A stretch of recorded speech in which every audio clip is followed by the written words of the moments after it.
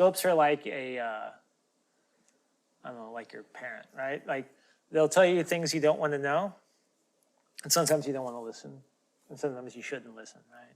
I do use scopes. I think they're very helpful. I'll use them typically in my early passes.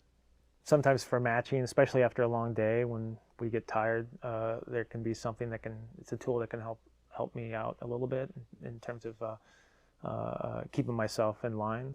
I'll use it to kind of maybe find a good neutral ground somewhere, but by no means is it sort of a rule. It's just really just a guide, you know.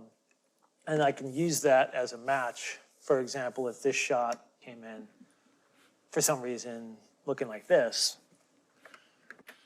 clearly we're not where we need to be, and you can see that on the vector scope. So in this setup, again on film grade, I can just roll everything over. Not even looking at the image, you can do this until you find yourself pretty much in unity in terms of matching shots. And then you can lift your head out of the sand, look at the image, and say, yeah, okay, we're pretty close, right?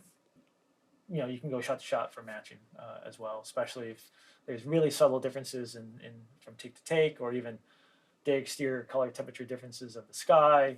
It could be really useful in matching shot to shot.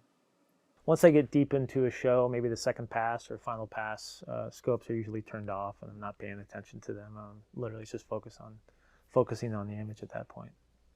We can go a little cooler by going to, say, 4:30 on the clock. I talk about that with my color assist and second colorist a lot. You know, let's go about 5 o'clock on the shadows or something like that. We'll talk in those terms because it's very, very helpful.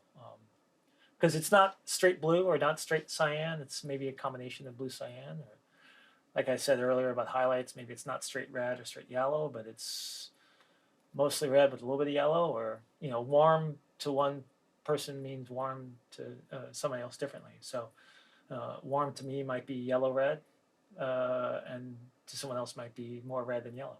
So it's kind of helpful to be specific about that type of warm. So and by that I mean not going straight red and not going straight yellow, but maybe splitting the difference, you know, somewhere in the middle.